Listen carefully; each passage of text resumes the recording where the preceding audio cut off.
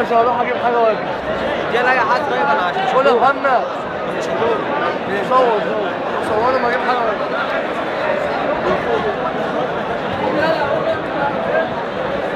يا معلم السيدات والساده، ننقل لكم مباراه اليوم بين النادي الاهلي واسماعيلي البورسعيدي. لو انت قاعد على يمين المقصوره هتلاقي النادي التربيه العسكريه على يمينك، لو انت قاعد في الشمال هتلاقي نادي ابو عدنان على شمالك، لو انت قاعد في التلفزيون مش هتشوف حاجه عشان الماتش مش متذاع. معلقكم الاستاذ محمد ابو صيام من الفرقه الثالثه حقوق التزام، قاعد ورا في الرابعه في المدرج العلوي.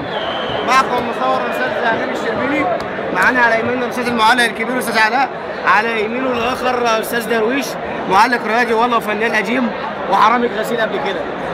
النهارده يطلع النهارده ابو علي والله العقيد مسكنا الرائد الاستاذ ابراهيم ابو خليل هيقول كلمتين حافظينهم كلنا.